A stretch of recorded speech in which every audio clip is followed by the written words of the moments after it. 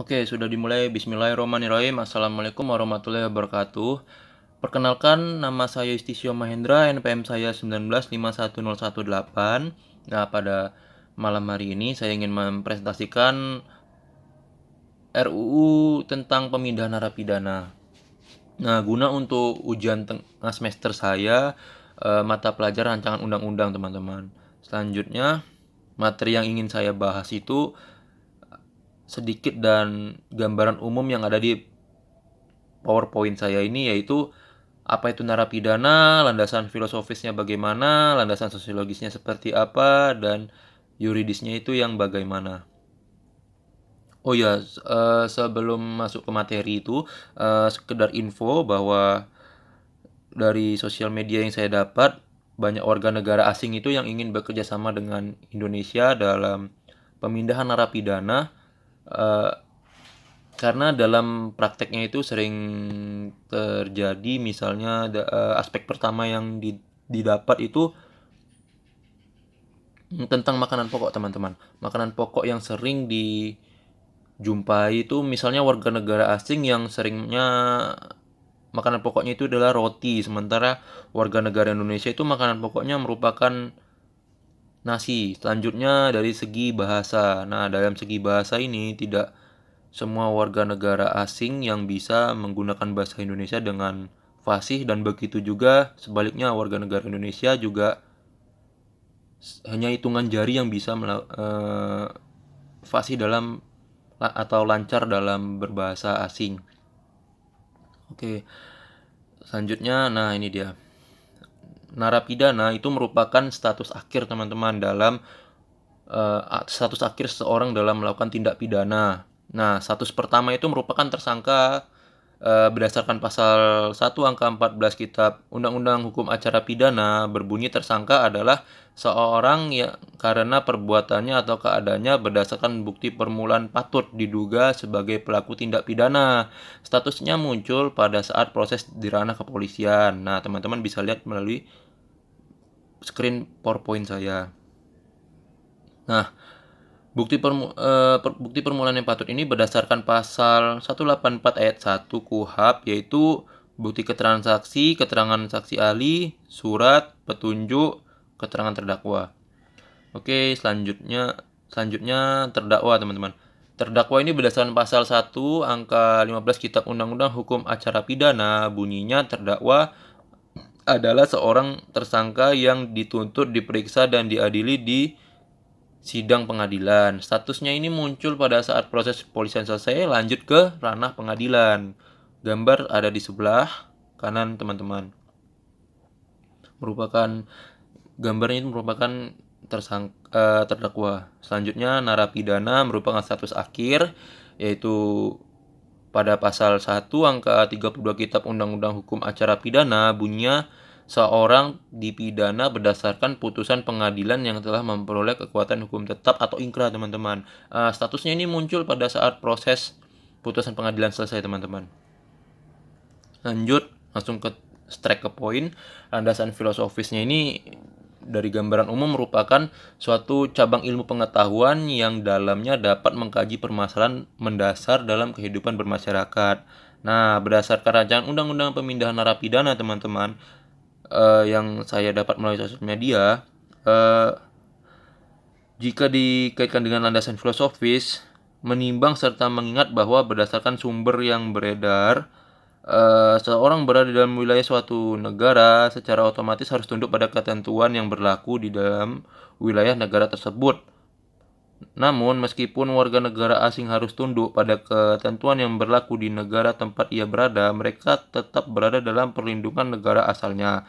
Misal, ketika warga negara dari suatu negara berada dalam wilayah yang termasuk ke dalam wilayah negara lain, negara asal dari orang tersebut tentunya tidak dapat dengan mudah memberikan perlindungan kepada dirinya. Hal ini disebabkan adanya kedaulatan dari negara lain itu yang tidak boleh dilanggar oleh negara asal orang tersebut. Meskipun orang itu dalam rangka memberikan perlindungan bagi warga negaranya, sehingga perlu dibuatnya rancangan undang pemindahan narapidana berdasarkan aspek yang paling mendasar, yaitu filosofis. Nah, contoh yang mudah dipahami begini, teman-teman. mmm, mengonsumsi ganja. Nah, sebagian negara asing itu diperbolehkan mengonsumsi ganja, namun di Indonesia sendiri teman-teman tidak dibolehkan mengonsumsi ganja. Maka dari itu mmm, harus tunduk dan patuh pada peraturan warga negara Indonesia teman-teman. Apapun alasannya harus tunduk. Selanjutnya aspek landasan sosiologis, yaitu pertimbangan atau alasan yang menggambarkan bahwa peraturan yang dibentuk untuk memenuhi kebutuhan masyarakat dalam berbagai aspek. Nah, permasalahan utama yang menjadi tolak ukur jika dikaitkan landasan sosiologis dapat dibuktikan melalui penelitian empiris teman-teman, yaitu penelitian secara langsung terjun ke lapangan. Nah, berdasarkan fakta yang terjadi di lapangan ini, Kementerian Luar Negeri RI mencatat terdapat sejumlah 4.415 warga negara Indonesia yang dipenjara di luar negeri. Nah, sebagian besar dihukum di negara Malaysia dengan kasus terbanyak pelanggaran imigrasi dan perkelahian. Sekitar 283 warga negara Indonesia ditahan di Australia karena kasus people smuggling, narkoba, dan keimigrasian. Selain Malaysia dan Australia, negara-negara lainnya seperti Brunei, Filipina, Thailand juga memenjarakan warga negara Indonesia yang terlibat kasus hukum di negaranya. Jumlah mereka di masing-masing negara tersebut sekitar 40 orang. Sebaliknya warga negara asing banyak juga yang terlibat kasus hukum di Indonesia juga teman-teman. Data statistik dari Direktorat Jenderal Pemasyarakatan menunjukkan bahwa narapidana warga negara asing yang ada di Indonesia pada tanggal 1 Maret 2013 adalah sejumlah 682 orang. Nah, narapidana warga negara asing terbanyak berasal dari Malaysia, teman-teman. Yaitu sejumlah 144 orang, sedangkan tindak pidana yang paling banyak itu adalah narkotika. Sehingga perlu dibuatnya rancangan pemindahan narapidana berdasarkan aspek yang paling dibutuhkan masyarakat, yaitu mengajukan tawaran kerjasama pada pemerintah Indonesia untuk memindahkan warga negaranya yang dihukum di Indonesia agar menjalani pidana di negara asalnya, teman-teman. Seperti itulah aspek landasan sosiologisnya. Selanjutnya landasan yuridis. Nah, merupakan peraturan yang dibentuk untuk mengatasi permasalahan hukum atau mengisi kekosongan hukum dengan mempertimbangkan aturan yang telah ada, akan diubah, atau yang akan dicabut guna menjamin kepastian hukum dan rasa keadilan. Nah, undang-undang yang saya dapatkan melalui sosial media dan media massa yang saya baca itu ada Undang-Undang 1945 pasal 28I, yaitu perlindungan, pemajuan, penegakan, dan pemenuhan hak asasi manusia adalah tanggung jawab warga negara, terutama pemerintah.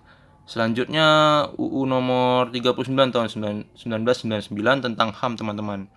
Pada pasal 8, perlindungan, pemajuan, pengakuan, dan pemajuan hak asasi manusia terutama menjadi tanggung jawab warga negara. Pada pasal 71, pemerintah wajib dan bertanggung jawab menghormati, melindungi, menegakkan, dan memajukan hak asasi manusia yang diatur dalam undang-undang ini, peraturan undang-undang lain, hukum internasional tentang hak asasi manusia yang diterima oleh negara Republik Indonesia.